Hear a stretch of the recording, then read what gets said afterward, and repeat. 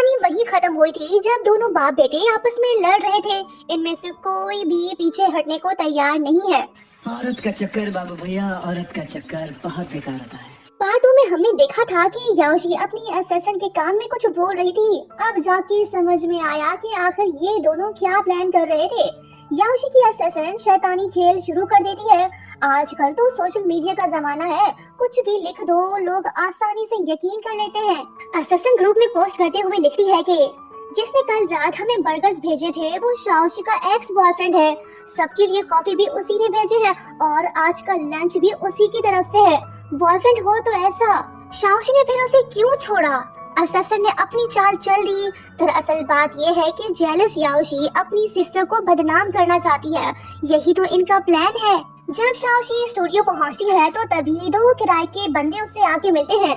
उनमें से एक कहने लगता है कि शाओशी बहुत टाइम हो गया हम नहीं मिले। दूसरा कहने लगता है कि हे यू, तुम कहां से आ गए? शाओशी ये कौन है, तुम इसे जानती हो? पहला वाला कहने लगता है कि शाओशी तुम मुझे छोड़ के इसकी गर्लफ्रेंड बन गई, ये तो शक्ल से ही गरीब लगता है। इन नाटकखोरों की बातें सुन के शाओशी कहने लगती है कि तुम दोनों को अपने एक्टिंग स्किल्स इम्प्रूव करना होंगे। पता नहीं किसने तुम्हें यहाँ पे इनवाइट किया है, मैं डबल पैसे देने को तैयार हूँ। बताओ तुम्हें किसने भेजा है? ये सुन दोनों बंदे एक दूसरे को देखने लगते हैं। शाओशी कहने लगती है कि अगर आइंदा से यहाँ पे दिखे तो मुझसे बुरा कोई नहीं होगा, पुलिस में रिपोर्ट कर दूंगी, ऐसा केस ठोक दूंगी कि जिंदगी भर जेल में सड़ते रहोगे। प्रोडक्शन मैनेजर आके कहने लगती है कि जेंटलमैन ये स्टूडियो है, तुम लोग यहाँ पे नहीं आ सकते, अभी के अभी बाहर जाओ। वहाँ पे मौजूद दो लड़कियाँ कहने लगती है कि वाह यार, ये लड़की तो बड़ी खुश नसीब है, इसके तो ढेर सारे बॉयफ्रेंड्स हैं, तभी तो इसे किसी चीज की कमी नहीं है। फेमस होना इतना आसान नहीं है, इसके लिए क्या क्या करना पड़ता है, आज अपनी आंखों से देख भी लिया। याओशी के असिस्टेंट इन दोनों की बातें सुन रही है और वो काफी खुश दिखाई दे रही है। वो इनसे कहने लगती है कि लेडीज, तुम दोनों शाओशी के एक्स बॉयफ्रेंड्स को थैंक्स बोलना मत भूलना। इस लड़की के सभी बॉयफ्रेंड्स पैसे वाले हैं, हमें रोज मुफ्त की ट्रीट मिला करेगी। लो जी, आ गई चुड़ैल। ये शाओशी से कहने लगती है कि सिस्टर तुम तो बड़ी तेज निकली, इतने सारे बॉयफ्रेंड्स बना लिए, सबके सब हैंडसम भी हैं। कॉफी के लिए थैंक्स। शाओशी जवाब देती है कि ऑफ कोर्स मेरे सभी बॉयफ्रेंड्स काफी नाइस हैं। अब तुम उनके पीछे मत पड़ जाना, तुम तो हमेशा से यही करती आई हो ना, दूसरों के बॉयफ्रेंड्स को ताड़ती रहती हो। अच्छी कोशिश थी बहना, जो करना है करो, मुझे कोई फर्क नहीं पड़ता। ये बातें सुनते ही याओशी भड़क जाती है और जब वो शाओशी को थप्पड़ मारने लगती है तो तभी लुहान आके इसे रोकता है। याओशी लुहान से पूछती है कि डार्लिंग तुम यहाँ पे क्या कर रहे हो? हम फाइट तो नहीं कर रहे, मैं तो अपनी सिस्टर के साथ हंसी मजाक कर रही थी।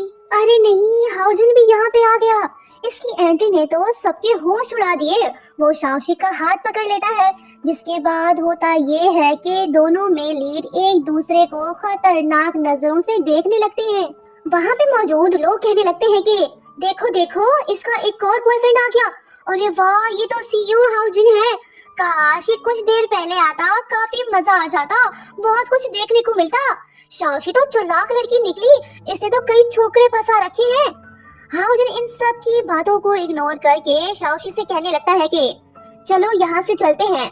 ये इसे अपने साथ ले जाता है। याओशी के दिल को चैन मिला, इसने जैसा सोचा था वैसा हो गया।